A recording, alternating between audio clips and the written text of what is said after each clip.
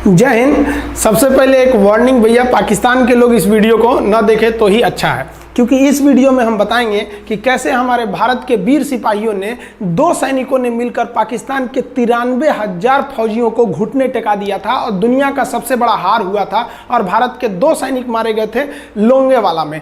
हम इस वीडियो में बताएंगे कैसे PNS गाजी को डुबा दिया गया। ये भी बताएंगे कि चाइना पाकिस्तान का इतना बड़ा दोस्त बनता है, लेकिन 1971 में क्यों नहीं बचा पाया, ना चाइना बचा पाया और ना ही अमेरिका बचा पाया। इस वीडियो में हम A to Z बातें करेंगे। अगर आप इस वीडियो को कंप्लीट देख लेते हैं तो कोई भी पाकिस्तानी की हैसियत नहीं होगी कि आपसे आंखें मिला सके, इसलिए इस वीडियो को देखते रहिएगा। यदि आप राष्ट्रवादी, अगर आप भारतीय हैं तो ही इस वीडियो को देखें। पाकिस्तानी और बाहर के चाइनीज वगैरह लोग इस वीडियो को न देखें, ये उनके लिए एक तरह का वार्निंग है, क्योंकि इसमें हम भारतीय सेना के हर उस वीर गाथा को बताएंगे जो एक हर भारतीय सुनना चाहता है। A to Z उस बातों को बताएंगे। पाकिस्तानी इस वीडियो को क्यों ना देखें तो भैया आप देख लीजिए यहाँ क्यों ना देखें, क्योंकि हम आज चर्चा करने वाले हैं इसकी, और इसका नक्शा किससे मैच करता है आप देख रहे हैं। If you don't believe then go on Google. भाई किससे मैच करता है तो आप तो समझ में आ गया, भाई बुरा नहीं मानिएगा आप लोग। ध्यान से समझिए, जब भारत पाकिस्तान का विभाजन हुआ तो उसी समय पाकिस्तान 2 भाग में था। एक इधर वाला जो एरिया है इसे हम लोग कहते थे पश्चिमी पाकिस्तान, जो मेन पाकिस्तान का एरिया है। और ये जो आज आप बांग्लादेश देख रहे हैं, ये बांग्लादेश नहीं था, बल्कि ये उस वक्त पूर्वी पाकिस्तान था। पूर्वी पाकिस्तान के लोग बंगाली भाषा को बोलते थे। पाकिस्तान के लोग इन लोगों को बड़ा भद्दे मजाक करके बोलते थे, कहते तुम लोग गधे हो, कुछ नहीं जानते हो, किसी काम लायक नहीं हो, यूजलेस हो लोग, तुम लोग छोटे हो, काले हो, मतलब उल्टा सीधा मजाक कर रहे थे। पश्चिमी पाकिस्तान के लोग इधर के लोगों को पसंद नहीं करते थे। हो गया नहले पे दाला 1970 में। 1970 में इस पूर्वी पाकिस्तान के शेख मुजीबुर रहमान चुनाव जीत गए और वो यहाँ के प्रधानमंत्री के पद के चुनाव जीत गए। अब यहाँ की आर्मी ने क्या किया, उनको शपथ ही नहीं दिला रहे थे। इसलिए 70 के चुनाव जीतने के बाद शेख मुजीबुर रहमान जब देखे कि ऐसा है तो उन्होंने अपना भाषण दिया 7 मार्च को और कहा कि अब हम इस पूर्वी पाकिस्तान को एक अलग देश बनाएंगे जिसका नाम रहेगा बांग्लादेश। इस भाषण के वजह से आर्मी ने, पाकिस्तान की आर्मी ने 25 मार्च 1971 को गिरफ्तार करके अब पश्चिमी पाकिस्तान में अरेस्ट करके बंदी बनाकर रख दिया और यहाँ पर जुल्म करना चालू कर दिया। कहाँ पर भाई, तो पूर्वी बंगाल में, पूर्वी पाकिस्तान में, पूर्वी बंगाल में नहीं, पूर्वी पाकिस्तान में इन्होंने जुल्म करना चालू कर दिया। शेख मुजीबुर रहमान के गिरफ्तारी के विरोध में यहाँ मुक्ति वाहिनी नाम कर एक विद्रोही गुट तैयार हो गया था, लेकिन पाकिस्तान के, पश्चिमी पाकिस्तान के लोगों ने इस पूर्वी पाकिस्तान पे इतना भयानक जुल्म किया कि इस पूर्वी पाकिस्तान में, इस पश्चिमी पाकिस्तान के लोगों ने यहाँ पर 30 लाख लोगों को कटवा दिया। 30 लाख लोगों को कटवा दिया। 4 लाख महिलाओं का बलात्कार कर दिया। अपने देश के 4 लाख औरतों का रेप किया यहाँ पे। इतना भयानक वो दृश्य है कि अगर हम उसको YouTube पे दिखा देंगे ना तो YouTube हमारे ऊपर क्लेम करेगा, भैया आप ये सब इतने भयानक दृश्य नहीं दिखा सकते। आप अंदाजा लगाइए इनकी क्रूरता का। ये अपने देश पर इतना भयानक जुल्म कर रहे हैं। इतना भयानक जुल्म किया इन लोगों ने कि शेख मुजीबुर रहमान की गिरफ्तारी के बाद इस जुल्म का नतीजा ये हुआ कि अप्रैल 1971 तक भारत में यहाँ से लोग भाग के आ गए कि भैया हम जिंदा रहेंगे तब तो, और यहाँ 10 लाख लोग भारत में आ गए शरण लेने के, भैया हमको बचाइए। तो इंदिरा गांधी जानती थी कि जब तक यहाँ शांति नहीं होगा तब तक ये लोग वापस नहीं जा सकते थे, और शांति का एक ही था कि यहाँ पे घुस के इनको मारा जाए ताकि ये पश्चिमी पाकिस्तान वाले लोग यहाँ पर सुधर सके। तो इंदिरा गांधी ने इसके लिए बात की जनरल फील्ड मार्शल मानेकशॉ से। उन्होंने सेना प्रमुख मानेकशॉ से कहा, सैम मानेकशॉ से, कि आप अभी युद्ध कीजिए, हम आदेश देते हैं आप अभी युद्ध कीजिए बांग्लादेश पे, हम अपने पड़ोसियों को इस तरह मरते नहीं छोड़ेंगे, आप इस पे हमला कीजिए। उस समय ये पूर्वी पाकिस्तान था। मानेकशॉ ने कहा कि ना, हम हमला नहीं करेंगे। कही अरे क्यों? कहा कि आप महीना देख रही हैं, अप्रैल का महीना है। अप्रैल के महीने का मतलब बरसात का दिन सर पे है, और बरसात के समय पूरब का हाल क्या होता है, एकदम भयानक बाढ़ आ जाती है। और उन्होंने एग्जाम्पल भी दिया कि सिकंदर की फौज भी हाथी लेके आई थी और कीचड़ में फंस गई थी, कि अगर यहाँ हम लड़ जाते हैं तो यहाँ बरसात रहेगा, हम यहाँ उलझ जाएंगे, ये एरिया सूखा रहेगा, चाइना का ऊपर से एरिया सूखा रहेगा, ये हमला कर देंगे, हमको 3 ओर से लड़ाई लड़ना पड़ेगा। मानेकशॉ ने इंदिरा गांधी से कहा कि आप 2-3 काम कर लीजिए। कब तक के लिए कि नवंबर तक हम लोग युद्ध नहीं करेंगे, लेकिन अप्रैल से नवंबर के बीच में हम अपने सैनिकों को इस एरिया में लड़ने के लिए ट्रेनिंग दे सकते हैं। मुक्ति वाहिनी उसको हम ट्रेनिंग दे सकते हैं। और इसी में 1971 में हमारी जो थी भारत और रूस की एक समझौता पर हस्ताक्षर हो गया। अब हम लोगों ने पाकिस्तान को एक बारूद के ढेर पर बैठा दिया था। इंतजार था तो इस बात का कि उस बारूद में एक चिंगारी की और पाकिस्तान तबाह हो जाता। इत्तेफाक देखिए, उस बारूद के ढेर पर खुद चिंगारी जलाई पाकिस्तान ने। कैसे? तो समझिए कैसे। हम लोग का था कि इधर हम लोग ऑफेंसिव हो जाएंगे, मतलब इधर भयानक हमलावर हो जाएंगे, और इधर हम लोग डिफेंसिव रहेंगे, मतलब इधर कम हमला करेंगे, ताकि हम लोग का मेन मकसद पाकिस्तान से युद्ध नहीं था। हमारा मेन मकसद था हमारे अपने बांग्लादेशी भाइयों पर जो जुल्म हो रहा था, जो उनकी बहनों को रेप हो रहा था, इतना भयानक किया था वहाँ पर पाकिस्तानियों ने कि बाप के सामने बेटी का रेप करते थे और उसके बाद बाप को मार के कहते थे तू भी रेप कर। इतना मतलब मानवता पूरी खत्म कर दिया गया वहाँ पर। तो भारत ने कहा कि इधर हम डिफेंसिव रहेंगे। पाकिस्तान को ये खबर लग गई कि भारत ना इधर कमज़ोर है। अरे भैया, इधर हम कमज़ोर थोड़ी हैं, इधर कम सैनिक रखे हैं और इधर हम भयानक रखे हैं, तो इसका मतलब ये थोड़ी है कि हम कमज़ोर हो जाएंगे। भैया कहा जाता है ना कि सोनार के घर का कचड़ा भी बनिया के बादाम से महंगा बिकता है। देखिए, हम लोग ठंडी का इंतजार ही कर रहे थे कि पाकिस्तान ने गलती कर दिया। उसने 3 दिसंबर को अचानक हमला कर दिया श्रीनगर पे, पठानकोट पर, चंडीगढ़ पर, यहाँ पर आगरा हवाई अड्डे पर तबातोड़ हमला कर दिया। एयरफोर्स का इतना भयानक हमला पाकिस्तान का भारत पर हुआ कि भारत देखते रह गया। धड़ पाकिस्तान की जहाजें एंट्री मार गई सब भारत में, उसकी एयरफोर्स एंट्री कर दी। इतना भयानक हमला था, इतना भयानक कि भारत का एक भी सैनिक नहीं मरा। समझ रहे ना कितना भयानक हमला था। अरे भाई, आप यहाँ पर घुस जाएंगे हमारे देश में तो क्या हो जाएगा भैया? मूस मोटैयन लोढ़ा हुईन, हाथी घोड़ा थोड़े हुईन। भारत तो इसी का इंतजार कर रहा था। देहात में कहावत कहा जाता है कि रोए के रानी तले अखिए खुदा गई। भैया हम प्लाने कर रहे थे कि हमला करने के लिए कि आप हमारे पे हमला करिए दीजिए। अब विश्व का भी दबाव नहीं आएगा हमारे ऊपर कि भैया हमला तो आपने किया है, अब हम लोग छोड़ेंगे नहीं। भारत एकदम दृढ़ निश्चय कर लिया। इसी बीच पाकिस्तान को एक खतरनाक खबर लग गई। क्या थी खबर भाई? तो देखिए, पाकिस्तान को खबर लगी कि भारत की ज़्यादातर फौज इस पूर्वी पाकिस्तान की ओर डिप्लॉयड है और यहाँ राजस्थान के जैसलमेर जिला में एक जगह है लोंगेवाला। उस लोंगेवाला में केवल और केवल 120 फौजी हैं। और अगर पाकिस्तान ने सोचा कि 120 फौजियों को हम रातों रात मार देते हैं तो उस समय एयरफोर्स रात में लड़ाई नहीं कर सकती थी, इसलिए इन्होंने लोंगेवाला में एंट्री मार दी। पूरी भयानक टैंक लेकर, फौज लेकर, इन्फेंट्री लेकर, और उसको वो लोग लोंगेवाला में घुसने के लिए चल दिए। और लोंगेवाला में भारत के पास केवल 120 सिपाही थे, केवल 120, और उन पर वो हजारों की संख्या में टूट पड़े। लेकिन घबराना नहीं चाहिए, क्योंकि चींटियां तादाद में कितनी भी क्यों ना हो जाएं, गन्ना घसीट के नहीं ले जा सकती हैं। लोंगेवाला में जो ड्यूटी थी उस समय कुलदीप सिंह चांदपुरी जी का। कुलदीप सिंह चांदपुरी सरदार हैं, आप देखे होंगे बॉर्डर मूवी में इनका रोल सनी देओल ने किया है। अब ये कुलदीप सिंह, ये भैया पंजाबी सिख, अब ये लोग 1.25 लाख से नीचे कुछ सोचते ही नहीं है। चिड़िया नू में बाज लड़ावा, गिदड़ नू में शेर बनावा, और 1.25 लाख नू एक लड़ावा, तब गोविंद सिंह नाम रखावा। खबर आया कि आपसे जो लड़ने आ रहे हैं ना पाकिस्तान की ओर से, वो ब्रिगेडियर तारिक मीर आ रहा है। उसके पास टैंक है, 2800 फौज है, बहुत ही तेज रफ्तार से आ रहा है।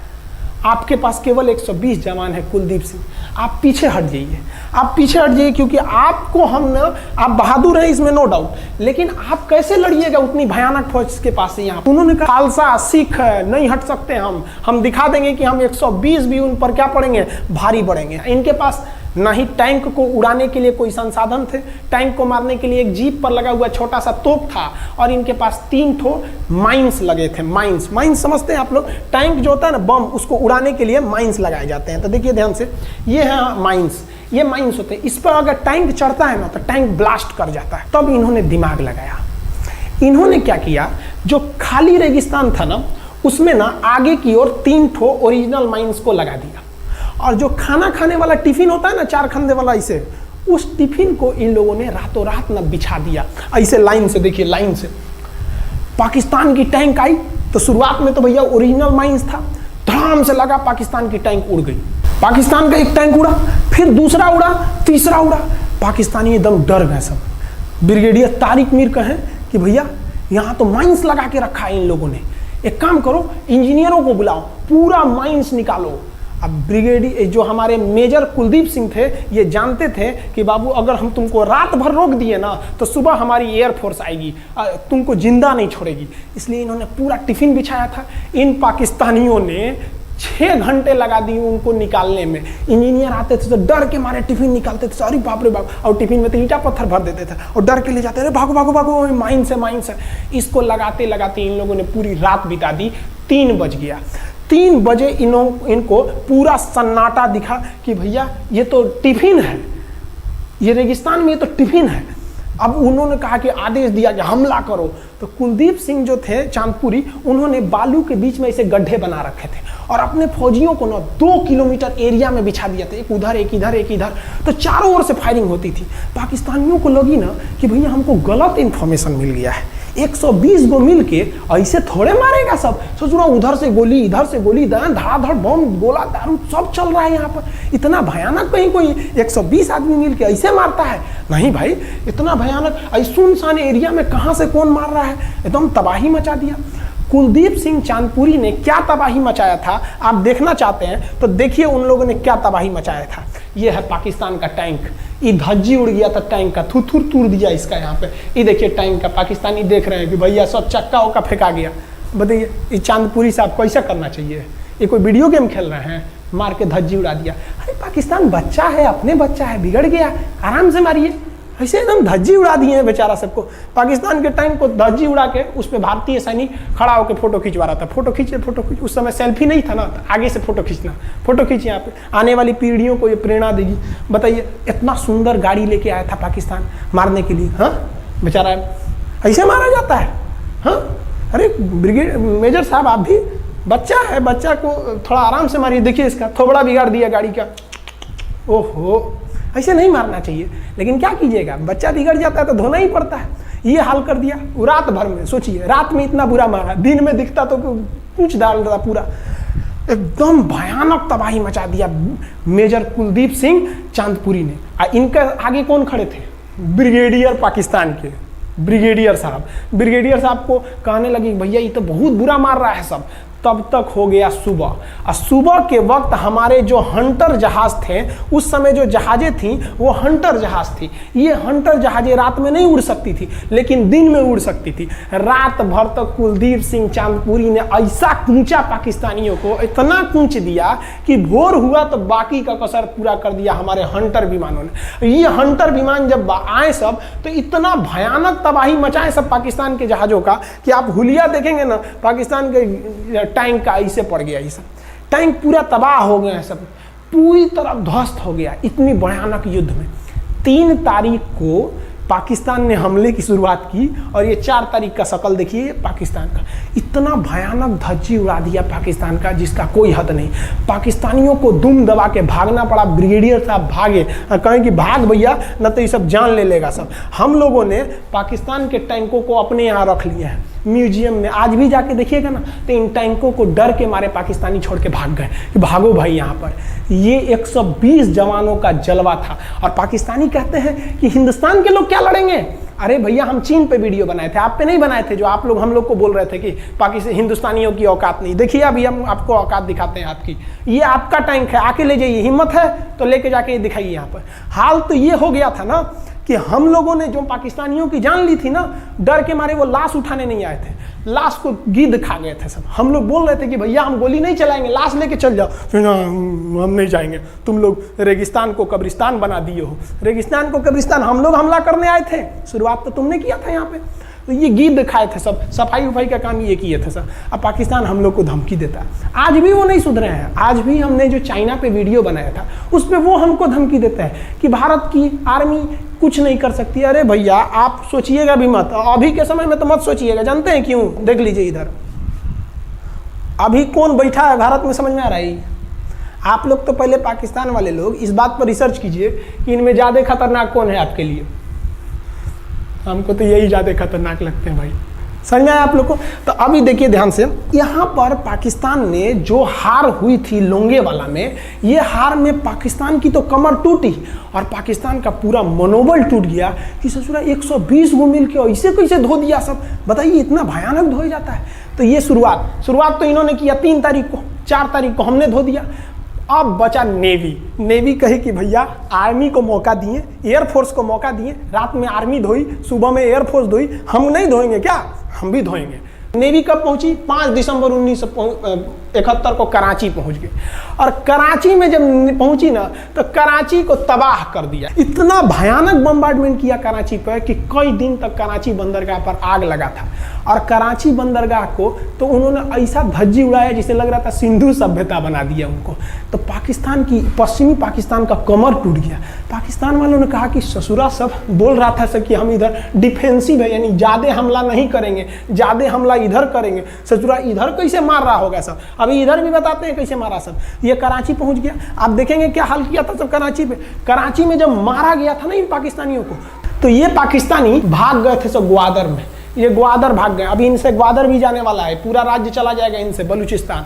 छुप के गए थे लोग ग्वादर बंदरगाह पे। अगर हम झूठ बोल रहे हो तो आप खुद पता कीजिएगा अपने यहाँ के इतिहास में भाई, हिंदुस्तान। ये ग्वादर बंदरगाह पे छुप गए थे सब। आप देखिए कराची का क्या हाल हुआ था उस समय। हमारे एयर नेवी ने क्या हाल किया था। पाकिस्तान का जितना जहाज बस मिल जाए कि भैया ये जहाज किसका है, तो भैया जब पता चले कि भैया ये जहाज पाकिस्तान का है, ये हाल हो जा रहा था जहाज का। यहाँ देख लीजिए इनका पूरा ध्वस्त का। भैया ऐसे मारा जाता है? हाँ, अरे भाई बच्चा को बच्चा की तरह मारना चाहिए। इंडिया की नेवी ने भी हद कर दिया। बताइए इस तरह मारा जाता है? हाँ, यहाँ देख लीजिए पूरा का पूरा धज्जी उड़ा दिया इन लोगों को। अरे भाई बच्चा है, बिगड़ गया है तो थोड़ा सा आराम से ना मारिएगा कि देख रहे हैं इस तरह से मारा पूरा पाकिस्तान के। कराची बंदरगाह उड़ गया। तो पाकिस्तान का तो इधर से तो पूरा का पूरा धज्जी उड़ा दिया। अभी शुरुआत हुए युद्ध के केवल 2 दिन हुए हैं। आप दिल थाम के रखिए, अभी युद्ध लंबा चलने वाला है। 3 दिसंबर को स्टार्ट किए, 4 दिसंबर को हम लोग लोंगेवाला धो दिए, अब 5 दिसंबर को कराची। अब पाकिस्तान ने ना भारतीयों को तबाह करने के लिए, भारत का सबसे खतरनाक जहाज था INS विक्रांत। INS विक्रांत को बर्बाद करने के लिए ना इसने यहाँ से भेज दिया INS PNS गाजी को। गाजी एक पनडुब्बी थी, उसको आदेश दिया गया कि जाके मार के आओ। किसको? विक्रांत को। क्योंकि अगर विक्रांत जहाज डूब जाता तो वाकई उस समय हमको युद्ध जीतने में बहुत दिक्कत आ जाती। तो ये गाजी कैसे डूबा, इसको हम लोग एगो खराब जहाज से मार दिए। तो अब इधर समझते हैं कि जब उधर इतना भयानक धोए तो इधर कितना बुरा धोए होंगे, इसको बारे में हम लोग समझते हैं। भारतीय सेना अब पूरब की ओर क्या क्या काम की, इसको ध्यान से समझिए। ये मुक्ति वाहिनी जो थी बांग्लादेश की, वो अंदर ही पाकिस्तानी फौजियों को मार रही थी गली कुची में दौड़ा दौड़ा के, क्योंकि इन पाकिस्तानी फौजियों ने वहां पर रेप किया, मर्डर किया। और इनका साथ दे रही थी इधर से हमारी इंडियन आर्मी और ऊपर से हमारा एयरफोर्स। ये तबाह कर दिए थे, इनको भागने के लिए भी जगह नहीं था। और इसी में इनका सबसे बड़ा सरदर्द बन गया था इंडियन नेवी, क्योंकि इनको जो मदद थी, देखिए ये पूर्वी पाकिस्तान है, इनको मदद जब भी मिलेगी तो इधर से ही मिलेगा। अब बताइए यहाँ से तो कोई जाएगा नहीं, बेवकूफ़ भी नहीं होगा जो इधर से मदद करने जाएगा। रास्ते में ही एयरफोर्स मार के गिरा देती थी, ट्रक वगैरह जाएगा नहीं। तो नेवी से ये इन लोग मदद देते थे। भैया यहाँ पे जो इनके फौजी लड़ रहे थे उनको खाना पीना भी खत्म हो गया था। अब इनको बर्बाद कर दिया भारत। INS विक्रांत, INS विक्रांत उस समय का बहुत बड़ा जहाज था इस साउथ एशिया के देशों का। और यहाँ से उस इतना बड़ा जहाज था कि उसके ऊपर से लड़ाकू जहाजें उड़ती थी। वो एयरफोर्स यहाँ से भी बम मारता था, मिसाइलें मारता था, ऊपर से लड़ाकू जहाजें और हेलीकॉप्टर छोड़ देता था, जो ताकि मुक्ति वाहिनी को कोई दिक्कत ना है। मुक्ति वाहिनी मारती थी और आर्मी पूरी तरह से उसने यहाँ से हमारा विक्रांत ने चटगांव बंदरगाह को तबाह कर दिया। अब बांग्लादेश का देखिएगा वर्तमान में, उस समय तो पूर्वी पाकिस्तान था, ये चटगांव उस समय पाकिस्तानी आर्मी नेवी का एक बहुत बड़ा केंद्र था। इधर हम लोग ने उड़ा दिया कराची, इधर उड़ा दिया हम लोग ने चटगांव। अब मुक्ति वाहिनी को कोई खास दिक्कत नहीं आ रहा था। अब पाकिस्तान ने कहा कि हर हाल में इस विक्रांत को बर्बाद करो। देखिए ये विक्रांत है, विक्रांत जहाज जो था इस पे से इसके ऊपर देखिए आपको लड़ाकू जहाजें दिखेगी। PNS गाजी को क्या आदेश दिया गया था भाई कि तुमको जाना है और इस विक्रांत को बंगाल की खाड़ी में जाने के बाद इसी में डुबा देना है। अब पाकिस्तान वालों का इतना दिन तो अच्छा था नहीं, भारतीय खुफिया एजेंसी को पता चल गया कि पाकिस्तान की पनडुब्बी वो समुद्र के अंदर अंदर चलती है, उसको साइलेंट किलर कहा जाता है। पाकिस्तान की पनडुब्बी चल दी है पश्चिमी पाकिस्तान से बंगाल की खाड़ी की ओर, ये अरब सागर से बंगाल की खाड़ी की ओर चल दिया। अब विक्रांत को बचाना हर हाल में जरूरी था, इसलिए हम लोग विक्रांत को छुपा दिए, मतलब थोड़ा सेफ्टी दे के रखने लगे। और इस पीएनएस गाजी जो था, पीएनएस गाजी को देखेंगे, पीएनएस का मतलब था पाकिस्तानी नेवल शिप, पीएनएस गाजी, ये मारने आ गया किसको? विक्रांत को। इस पीएनएस गाजी को अगर कोई मार के डुबा सकता था तो वो था आईएनएस राजपूत। लेकिन ये जो आईएनएस राजपूत आप इमेज में देख रहे हैं, ये उस समय समस्या क्या था इस आईएनएस राजपूत के साथ, क्योंकि इसके इंजन में कुछ खराबी आ गई थी और ये बिगड़ गया था, और बिगड़ के इसको विशाखापट्टनम पे बनाया जा रहा था, रिपेयर किया जा रहा था, इंजन ही गड़बड़ हो गया था। तो भारतीयों का यहीं पे दिमाग काम आया। भारतीयों ने सोचा क्यों ना हम पीएनएस गाजी को खुद बुला के लाएं, कहां पर? विशाखापट्टनम पे। तो लोगों ने कहा कि भैया ये आएगा विशाखापट्टनम में, कि आओ आईएनएस राजपूत हमको मार दो। तो कहा कि नहीं, देखिए कैसे आएगा। भारतीयों को पता था कि हिंदुस्तान में पाकिस्तानियों के कुछ ना कुछ जासूस होंगे और वो पाकिस्तान को पल पल की खबर दे रहे होंगे। भारतीयों ने क्या किया, आईएनएस विक्रांत के जितने भी अधिकारी थे उनसे कहा कि आप लोग अपने अपने घर फ़ोन कीजिए कि हम विशाखापट्टनम आ रहे हैं, तुम लोग हमको छुट्टी मिला है, विशाखापट्टनम में 10 दिन रुकेंगे, हमारे लिए तुम लोग खाना पीना अच्छा से बनाओ। लड़कों से उन लोगों को खबर खिला दिया। विशाखापट्टनम में जितने मछुआरे थे उनको कहा गया कि आप लोग हट जाइए, बहुत बड़ा जहाज आने वाला है, बहुत बड़ा जहाज विक्रांत आ रहा है, यहाँ पे आप लोग खाली कर दीजिए, आईएनएस विक्रांत आ रहा है। यहाँ पर क्या किया गया, ऑर्डर दिया गया, बहुत सारे फल सब्जी अंडा ब्रेड, कि भैया ये इतने बड़े जहाज के लिए जा रहा है, 6 महीने का खाना चाहिए। ये खबर आग की तरफ फैल गई पाकिस्तानियों को, और पाकिस्तान में खबर लग गई कि भैया आईएनएस विक्रांत यहाँ नहीं है, आईएनएस विक्रांत विशाखापट्टनम पे है। अरे बकलोलवा, विशाखापट्टनम पर पीएनएस गाजी की मौत यमराज इंतजार कर रहा था आईएनएस राजपूत। ये गधा जो था पीएनएस गाजी, ये मुड़ गया किधर की ओर? विशाखापट्टनम की ओर। और विशाखापट्टनम पर चुपचाप शांति से खड़ा हुआ जहाज आईएनएस राजपूत इंतजार कर रहा था। तो पानी के अंदर अंदर आओ, ये अभी बाहर निकला हुआ है, पानी के अंदर रहती है। और आईएनएस राजपूत देखा कि ये आ रहे हैं, वो आईएनएस राजपूत को मारता कि इससे पहले ही आईएनएस राजपूत मार के तबाह कर दिया पीएनएस गाजी को। पीएनएस गाजी पर को डूबने के बाद पाकिस्तान को बहुत बड़ा सदमा लग गया। पाकिस्तान को यह एहसास हो गया कि अब हम कभी नहीं जीत सकते हैं, क्योंकि ये पीएनएस गाजी अमेरिका से खरीदा हुआ एक बहुत ही शक्तिशाली पनडुब्बी थी जिसे कोई डुबा नहीं सकता था, और हम लोगों ने उसको इस जहाज से डुबाया जो जहाज खराब हो चुका था, जिसका इंजन खराब था। भारतीय सेना का मोराल पूरे 7वें आसमान पर था और पाकिस्तानी दिन पर दिन बर्बाद हो रहे थे।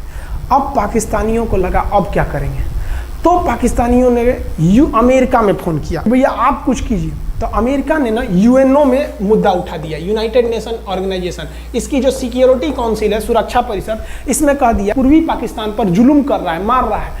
तो रसिया उस समय हमारा साथ दिया, कहा कि तू देर जानता है जुल्म कर रहा है, भारत जो कर रहा है सही कर रहा है, हम इस प्रस्ताव के खिलाफ में वीटो करते हैं। वीटो अगर कोई देश, 5 देश को वीटो है, इस पर अलग चर्चा करेंगे, अगर किसी ने वीटो कर दिया तो वो प्रस्ताव रद्द हो जाता है। तो पाकिस्तान की एक और उम्मीद यहाँ पर अपना दम तोड़ दी। अब पाकिस्तान कहा अमेरिका से कि भैया आप ही हमको बचा लीजिए। तो अमेरिका ना पाकिस्तान की ओर से भारत पर हमला करने के लिए अपना सबसे खतरनाक जहाज भेज दिया, 7वां बेड़ा। देखेंगे 7वां बेड़ा को, अगर इतना भयानक था 7वां बेड़ा, ये अमेरिका का साथ अकेले चलता ही नहीं था, इतनी पूरी फौज के साथ, नेवी के साथ चलता था। ये किस लिए आया था?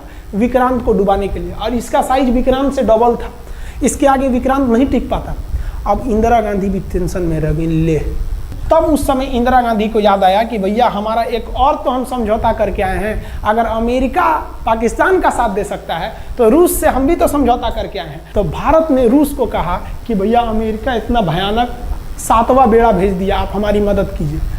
तो रूस ने कहा टेंशन क्या लेते हो, देखो हम बोलते हैं। रूस ने परमाणु पनडुब्बी भेज दी और रूस ने अपना 40वां बेड़ा भेज दिया। आप देखेंगे ये रूस का 40वां बेड़ा है, ये अपने भारी भरकम जहाजों के पूरे ग्रुप के साथ चल दिया, कहा कि चल भैया देखते तुमको कौन मारेगा भारत को। और अमेरिका को सीधा कह दिया कि भैया विक्रांत पर अगर आपने हमला किया तो तो ये हमला हम रूस पर हमला मान लेंगे। यहाँ पर खड़ा था भारत का विक्रांत और उसकी सपोर्ट में खड़ा था रूस का 40वां बेड़ा। और रूस ने यमन से अपनी एयरफोर्स को भी कह दिया था कि भैया तुम भारत की देखभाल करना। तो भारत की सुरक्षा के लिए इतने लोग, और अमेरिका अपना 7वां बेड़ा लेके यहाँ मुंह देख रहा था, और ब्रिटेन ने भी अपने ईगल नाम के बेड़ा को भी भेज दिया था। तो ये 2 लोग हमारे खिलाफ आ गए थे लड़ने के लिए। कितना, अब बताइए, हम लोग बांग्लादेश की भलाई सोच रहे थे, और अमेरिका का 7वां बेड़ा और रूस का ब्रिटेन का ईगल हम लोग के खिलाफ था, और हमारा अपना विक्रांत और रूस की एयरफोर्स और उसकी 40वां बेड़ा हमारे साथ थी। ये पूरी तरह से बाउंड्री बना दिया था 40वां बेड़ा। 40वां बेड़ा का कहना था कि भैया हमारे जहाज पर ऑटोमेटिक मिसाइल लगी है, तुम अगर इधर आओगे तो हम मार देंगे तुमको ऐसे ही। रूस ने अपनी सारी पनडुब्बियों को ऊपर उठा दिया समुद्र के ऊपर, ताकि सैटेलाइट से और दूसरी निगरानी से देखा जा सके, और यही हुआ भी। वो लोग रूस के इतने खतरनाक जहाज़ों के ग्रुप को देखकर घबरा गए, इतना घबरा गए कि ब्रिटेन ने कहा था we are too late. Britain का ईगल बेड़ा अमेरिका के 7वां बेड़ा से कह रहा है कि रे उधर मत जो, बहुत देर हो गया है, वो पहले पहुंच गया है रूस, अब मारेगा वहीं तबाह हो जाओगे यहाँ पे। तो 7वां बेड़ा ने धमकी दिया कि हमारे जहाज में परमाणु बम लदे हुए हैं। तो 40वां बेड़ा ने रिप्लाई किया था कि हम भी जब चले थे ना तो परमाणु बम लादे के चले थे, और गिनती जब कर रहे थे तो हम भी गिनती किए थे 250 हमारे पास भी परमाणु बम था, लेकिन इतना ज़्यादा था कि सोचे कि कौन गिनेगा, बाद में गिनेंगे, आ जाओ देखते हैं किसके पास कितना है। तो रूस ने हमसे सच्ची दोस्ती निभाई थी, और इधर शेख मुजीबुर रहमान की जो मुक्ति वाहिनी थी वो अपना काम कर रही थी। अब भारत आर पार की लड़ाई में था। पाकिस्तान हर मोर्चे पर हारते जा रहा था। भारत सरकार ने पाकिस्तान पर मनोवैज्ञानिक दबाव बनाने के लिए निर्मलजीत सिंह अरोड़ा ने एक प्लान बनाया। उन्होंने एयरफोर्स को पूर्वी पाकिस्तान यानी जो अभी बांग्लादेश है, तो ढाका के ऊपर एयर ड्रॉप करा दिया, हवाई जहाज से सैनिकों को उतार दिया, और उन सैनिकों के भेष में उसमें सैनिक कम थे, और उसमें केवल पुतलों को नीचे उतारा गया था। ये केवल इंडियन आर्मी जान रही थी कि पुतला नीचे उतरा है सर, लेकिन मीडिया ने तो इसको खबर को आग की तरह फैला दिया। और इसमें हम धन्यवाद देना चाहेंगे हाथ जोड़कर BBC न्यूज का। और BBC ने ये छाप दिया कि इंडियन एयरफोर्स ने ढाका पर 5000 एयर ड्रॉप करा दिया फौजियों को। अब ये गली गली खोज खोज के पाकिस्तानी फौजियों को मारेंगे कि तुम क्यों मार रहे हो हमारे बांग्लादेशी भाइयों को। और बांग्लादेश की मुक्ति वाहिनी वैसे ही उनके पीछे पड़ी हुई थी पाकिस्तानियों के। अब पाकिस्तानियों का पूरा मनोबल टूट गया, पाकिस्तानी गली गली छुप गए सब। सोचिए, ये पुतला से डर जा रहे थे सब, रियलिटी में ये फौजी नहीं थे, ये पुतला गिराया गया था एयर ड्रॉप करके। अब वो लोग डर के मारे भाग गया यहाँ पर। अब एयरफोर्स ने देखा कि उसके ये छोटे से वैज्ञानिक दबाव का इतना खतरनाक असर पड़ा है। एयरफोर्स ने कहा कि अब एक काम करते हैं, अब आर पार को अब ठोक डालते हैं पाकिस्तान को, अब जो होगा सो देखा जाएगा। एयरफोर्स ने बांग्लादेश के जो गवर्नर थे उनके घर पे हमला कर दिया। अब वो घर में नहीं थे, वो तो बच गए। बचने के बाद डर क्या होता है, देखिए डर किसको कहा जाता है। जो उनके गवर्नर हाउस थे AH मलिक, इन्होंने त्याग पत्र दे दिया, भैया जिंदगी रहेगी तो बहुत नौकरी करेंगे, डर के मारे त्याग पत्र दे दिया। सोचिए, गवर्नर, क्योंकि पाकिस्तान का एक राज्य ही तो था पूर्वी पाकिस्तान। जैसे हमारा एक राज्य है उत्तर प्रदेश, बिहार, महाराष्ट्र, वहाँ पे भी गवर्नर होते हैं ना, संवैधानिक हिसाब से गवर्नर मालिक होता है उस जगह का। त्याग पत्र दे दिए। सोचिए, ये डर था उनके अंदर। निर्मलजीत सिंह अरोड़ा जो लेफ्टिनेंट जनरल थे, जनरल तो हमारे मानिक शाह थे, लेफ्टिनेंट जनरल थे जिन्हें बांग्लादेश जीतने की जिम्मेदारी दी गई थी, मतलब उसे सुरक्षा करने की जिम्मेदारी दी गई थी। वो पाकिस्तान के लेफ्टिनेंट जनरल नियाजी से बात किए और उन्हें कहे कि हम आपको आधा घंटा का टाइम देते हैं, और आप इस आधा घंटा में विचार कीजिए आप सरेंडर करते हैं कि नहीं। अगर आप सरेंडर कर देंगे तो हम आपको गारंटी देते हैं कि आपके सैनिकों को जिंदा रखा जाएगा, और अगर आप हमारी बात को नहीं मानेंगे, देखिए गवर्नर साहब के घर है, कोई ठीक नहीं है, आपके घर पे भी यही हो जाएगा। क्योंकि अगर आप हमारे सामने सरेंडर नहीं करिएगा तो याद रखिए हम अपने हमले को 10 गुना और तेज कर देंगे। और हार तो आप चारों ओर से गए हैं। भारत चाहता था कि जल्दी से जल्दी इस युद्ध को खत्म किया जाए, क्योंकि अब ये अंतर्राष्ट्रीय मैटर हो चुका था। अब अमेरिका अपना नाक पे ले लिया था कि भैया हमारा जहाज मार के गिरा दिया। PNS गाजी उसी की पनडुब्बी थी, वो तो पाकिस्तान को दिया। 7वां बेड़ा को नहीं घुसने दिया, तो अमेरिका की किरकिरी हो रही थी। ब्रिटेन के ईगल को घुसने नहीं दिया, उसकी किरकिरी हो रही थी। अब भारत को उस समय लोग कहते कि ये गरीब देश है, अभी आज़ाद हुआ है। 1971 में हमारी यही हाल थी, और सारे लोग कह रहे थे ससुरा हम उसको गरीब समझ रहे थे, रोवा के रख दिया अमेरिका को, हर जगह धो दिया पाकिस्तान को। अब बेचारे नियाजी क्या कर सके। नियाजी को आधे घंटे का टाइम दिया गया। 16 दिसंबर 1971, याद रखिएगा दिन 16 दिसंबर 1971। ये हमारे इतिहास का 13 दिन के युद्ध में हमने पाकिस्तान को धूल चटा दिया था, क्योंकि 3 दिसंबर को पाकिस्तान ने युद्ध स्टार्ट किया था और 16 दिसंबर को हम लोगों ने जनरल नियाजी से आत्मसमर्पण करवा लिया। और आत्मसमर्पण आप देखना चाहेंगे जनरल नियाजी का। जनरल नियाजी इन्होंने हमारे लेफ्टिनेंट जनरल निर्मलजीत सिंह अरोड़ा के सामने आत्मसमर्पण साइन किया, और साइन करने के बाद बांग्लादेश के ढाका रेस कोर्स में इन्होंने साइन किया, और इनकी आंखों में आंसू था। एक देश के सेनापति के लिए इससे शर्म की बात क्या है, जो गिनीज बुक में नाम रिकॉर्ड करा दिया। गिनीज बुक में कैसे? देखिए, पाकिस्तान के लोग हम चाइना के वीडियो बनाए थे, उस पर कमेंट कर रहे थे कि इंडियन आर्मी कुछ नहीं कर सकती। देखो, बांग्लादेश तुम्हारी बहादुरी का जीता जागता उदाहरण है। तुम्हारे यहाँ का 93,000 फौज, सोचिए 93,000 सैनिक पूरी दुनिया में आज तक आत्मसमर्पण नहीं किया। ये 93,000 लोगों ने आत्मसमर्पण कर दिया। देख लीजिए, ये अपना बंदूक फेंक दिए, अपने स्टार नोच के उतार दिया कि भैया हम लीजिए आत्मसमर्पण कर रहे हैं, बेल्ट उतार के दे दिया, अब चलिए जहाँ ले जा रहे हैं, जितना लाठी मारना है हमारी, आत्मसमर्पण। ये वही पाकिस्तान है, याद रखिए। आप याद कीजिए, हमारे 120 सैनिकों ने आपको धूल चटा दिया था लोंगेवाला में। केवल 2 सैनिक मरे थे लोंगेवाला में, और पूरी की पूरी आपको भगा दिया था 4 दिसंबर को ही। और आप याद कीजिए, बहुत बहादुर बनते हैं ना। 93,000 फौज आपकी हार के गई है यहाँ से। इतना बड़ा हार दुनिया में आज तक कहीं का नहीं हुआ है। 93,000 सैनिक सरेंडर करके गए हैं भारत के सामने से। क्या बात कीजिएगा आप हमारे सामने। तो ये है, गिनीज बुक में नाम है। ये तो है भैया पाकिस्तान की आर्मी, एक तरह से गिनीज बुक में नाम है ना जी। भले हारने से नाम है तो क्या हुआ, पाकिस्तान के लिए इससे खुशी की बात क्या हो सकती है कि भैया गिनीज बुक के नाम है। अब इन लोगों को जेल में बंद कर दिया गया, बाद में हम लोगों ने इन्हें छोड़ भी दिया था। और इस सरेंडर के बाद बांग्लादेश के जो मुक्ति वाहिनी थी, उसके चेहरे पर यह मुस्कान थी कि बांग्लादेश अब स्वतंत्र हो गया। ढाका, इंदिरा गांधी का स्टेटमेंट था, ढाका स्वतंत्र राजधानी है स्वतंत्र बांग्लादेश की। ये खुशी थी बांग्लादेशियों के चेहरे पर, जिनकी बहनों की इज्जत आबरू लूट ली गई थी उन्हीं देश की फौजियों के द्वारा। जिनके ये जो नियाजी थे, जब इन्हें लेफ्टिनेंट गवर्नर बना के भेजा गया था बांग्लादेश में, तो ये नहीं पूछे थे कि बांग्लादेश का स्थिति क्या है। ये पूछे थे कि जिन लड़कियों का रेप हुआ है वो कहाँ है, सब दिखाओ तो, मतलब ये भी जाके करेंगे। ये हाल था। ये इनके चेहरे पर मुस्कुराहट थी। बाद फिर मुजीबुर रहमान को पाकिस्तान से स्वतंत्र कराया गया। भारत ने जो अपना वादा किया था कि शेख मुजीबुर रहमान को स्वतंत्र करेंगे, बांग्लादेश को स्वतंत्रता दिलाएंगे, उनके अधिकारों के लिए लड़ेंगे, भारत ने अपने वादा को पूरा किया।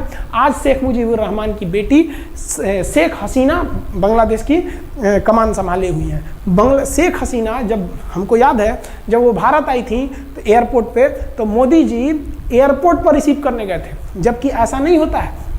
शायद ही बांग्लादेश की प्रधानमंत्री को पूरी दुनिया में कोई बड़े देश का राष्ट्रपति रिसीव करने जाए, प्रधानमंत्री रिसीव करने जाए। तो भारत अपने पड़ोसियों का इतना ख्याल रखता है, चाहे वो नेपाल हो, भूटान हो, सबके साथ। अभी हाल फिलहाल में नेपाल के लोग थोड़ा गुस्सा हैं लिम्पियाधुरा काला पानी को लेके, लेकिन ऐसा नहीं है कि हमारा नेपाल के साथ कोई खराब रिश्ता है। हमारा नेपाल के साथ रोटी और बेटी का रिश्ता है।